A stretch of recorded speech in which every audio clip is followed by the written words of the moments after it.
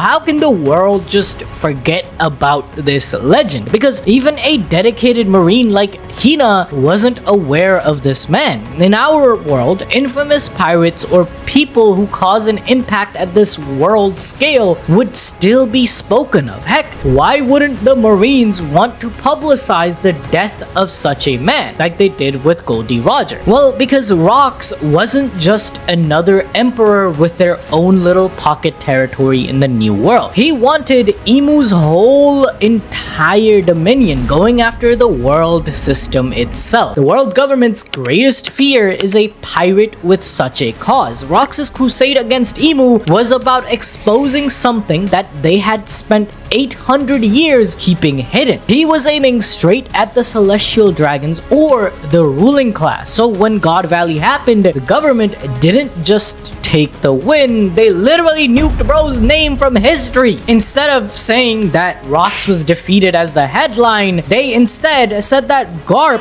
saved the gods from an evil pirate. What that pirate stood for was evil, so there is no need to talk about it. Every newspaper, every marine report, every wanted poster is gone. Anyone who knew too much wouldn't even speak out because they would probably be killed, because the Gorosei couldn't risk people remembering that there was once a man powerful enough to unite Kaido, Whitebeard, Big Mom, Shiki, Kyo under a single flag, which would showcase that opposition against the rulers was possible, inspiring the next Rocks Xebec. And this kind of erasure happens in our own world's history time and time again. In ancient Rome, they called it damnatio memoriae, basically condemning someone's memory. They would literally chip people's names off of monuments, melting coins with their faces, rewriting records so it's as if they never lived. During Stalin's Great Purge, political enemies were airbrushed out of photographs, erased from textbooks, and turned into ghosts in the public record. Even colonial powers have rewritten the histories of the lands they conquered, deleting local heroes so the next generation of kids would grow up never knowing that people actually fought for them and resisted against these colonial powers. It was easier to control the population that way. The logic is same in the One Piece world. If you can destroy the memory of a man, you erase the danger of what he stood for. Remember what Dr. Harald said, when do you think people die? When they are shot with a bullet? No, it's when they are forgotten. Hence the world government didn't just want Rocks to die once, but the idea and his will for what he stood to die forever. No story or whisper of his name to light a fire in someone else's heart. By the time we reach the modern era, relics of the old generation like Garp, Sengoku, Whitebeard remember him, and they're not exactly eager to tell the next wave of pirates about the man who almost burned the world order to the ground. Furthermore, the seas of the One Piece world are vast and isolated. Islands are separated by weeks or even months of travel. Storms, whirlpools, and unpredictable climates make regular contact between islands almost impossible. Most people will never leave the home island they were born on. Their only view of the outside world comes from the occasional traveler or the arrival of the morning newspaper. The paper known as the World Economic Journal, which is printed under the watchful eye of the world government. It arrives by news crew carrying carefully chosen stories. If an event isn't printed, most people will never hear of it. Even if they do, memories fade quickly without reminders. On remote islands, a name can vanish from common speech in a matter of months. After a few years, it becomes nothing more than a half-forgotten rumor. There are thousands of islands. Rocks only devastated like maybe 76, at max a few hundred.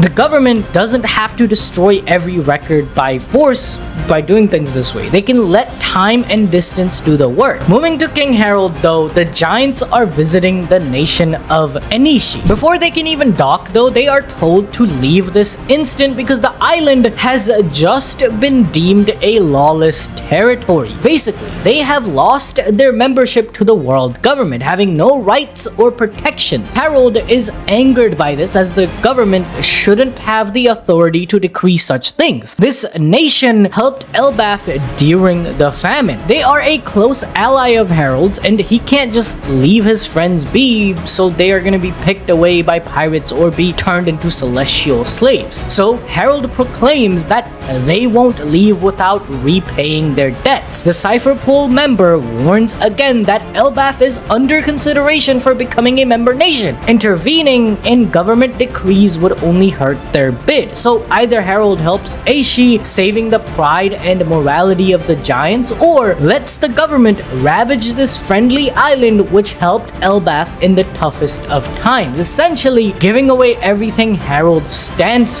for the sake of a deal with the devil. This is how sinister Imu and the world government is. In fact, all authoritarian or fascist systems of governance make you go through these bargains to slowly gain control over you and your morality. This is the cruelty of the devil, where he engineers impossible choices. They never demand you throw away your morals in one dramatic act. They chip away at them, one compromise at a time. First, they tell you to look the other way, just this once. Don't protect the people you swore to stand by, because doing so would harm negotiations. Don't speak out against injustice, because it might jeopardize your future, Elbaf's future. And once you agree to the first compromise, the next one becomes easier to take. It's basically like a slow poison. You learn to justify inaction with it's for the greater good of Elbaf, while each step draws you closer to serving the devil's interests, not your own. By the time you realize what has happened, you have traded away your values piece by piece until nothing's left but obedience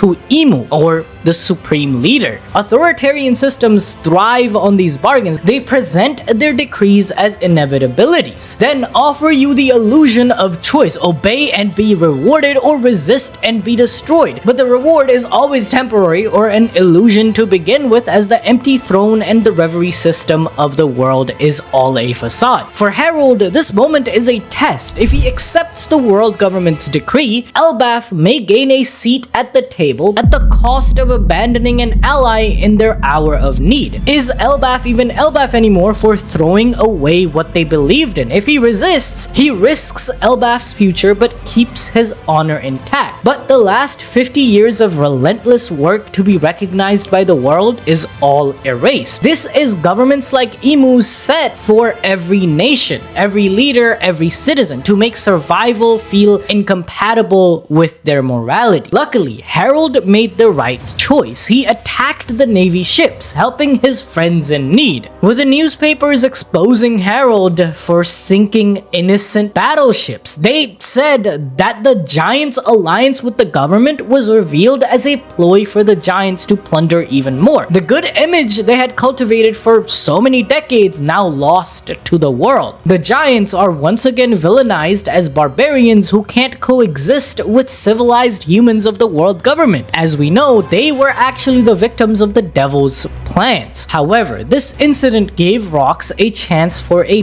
big-ass I told you so when he visited Elbaf once again to recruit Harald for the fight against Marie Schwab. But the king of Elbaf is still reluctant. He won't even let Rocks into the Sun World, relegating the pirates to Ida's bar in the underworld. Letting the government's biggest op inside Elbaf would destroy all hopes of the Giants ever being recognized by the world government. There will be headlines like, "Big news! The king of giants has teamed up with Rocks, the most evil pirate ever to exist, who wants to destroy the world." Rocks hates watching his friend beg the government for something they will never grant him. Both of them have similar goals of freedom and want to end oppression, yet the way they want to achieve it is very different. Harald was someone who held prejudice against humans until Ida showed him why that was wrong. Feels that if the giants just talk to the Gorosei, to the other nations, they will have a change of heart, just like Harald did, ending racism with a yap session. Rocks, on the other hand,